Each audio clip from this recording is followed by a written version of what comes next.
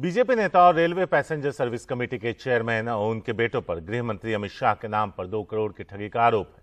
आरोप के मुताबिक 100 करोड़ रुपए के रेलवे के अलावा और कई प्रोजेक्ट देने की डील हुई थी। दिल्ली पुलिस की स्पेशल सेल ने इस मामले में केस दर्ज कर लिया है।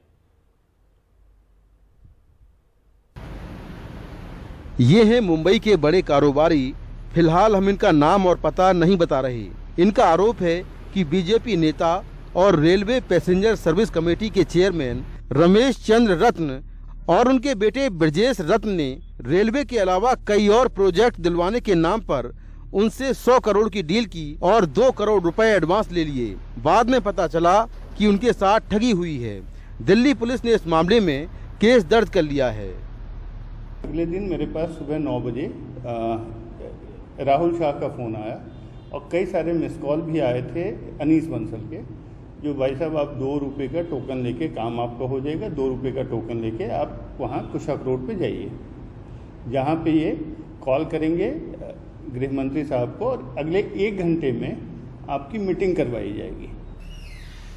शिकायतकर्ता के मुताबिक वो होटल के कारोबार में है और रेलवे में भी काम करना चाहता था।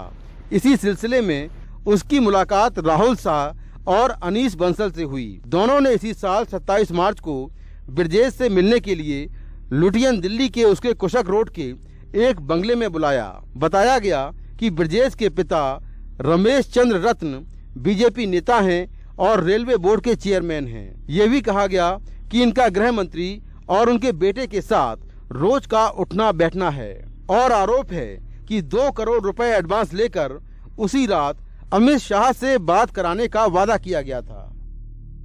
ये भी कहा गया कि उनकी इतनी ऊंची पहुंच है कि वो किसी को भी राज्यसभा सांसद और गवर्नर भी बना सकते हैं।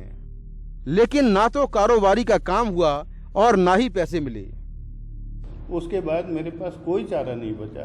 फिर मेरे एक मित्र हैं, उनके सहयोग से मैं पहुंचा 9 कृष्णा मेनन मार्ग, क्योंकि ये गृह मंत्री अमित शाह के नाम से ये पैसे उगाए ही गए हैं।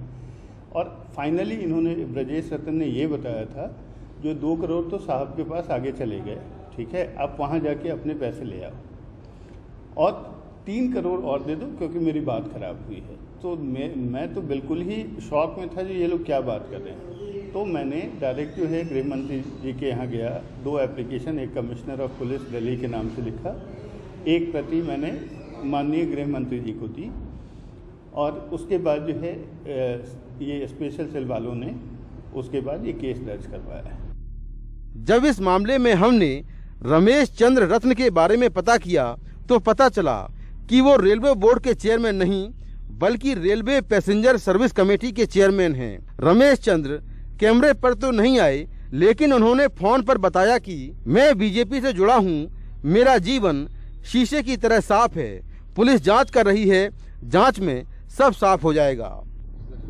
हम रमेश चंद्र रत्न के घर भी गए। ये उनकी सरकारी कोठी है जहां हमें बाउंसरों के अलावा कोई नहीं मिला। शिकायतकर्ता के मुताबिक आरोपी उसे बार बार धमकी दे रहे थे। ठगी गृह मंत्री अमित शाह के नाम से की गई थी, इसीलिए 9 जून को सीधा वो गृह मंत्री के घर पहुंचा और उसने पूरे मामले की शिकायत की। इसके बाद गृह मंत्री के दफ्तर से तुरंत दिल्ली पुलिस को इस मामले की जांच के आदेश दिए गए। जांच के बाद दिल्ली पुलिस ने 1 जुलाई को इस मामले में धोखाधड़ी और आपराधिक साजिश के तहत केस दर्ज कर लिया। हालांकि अब तक कोई भी आरोपी गिरफ्तार नहीं हुआ है। नई दिल्ली से मुकेश सिंह, एनडीटीवी इंडिया।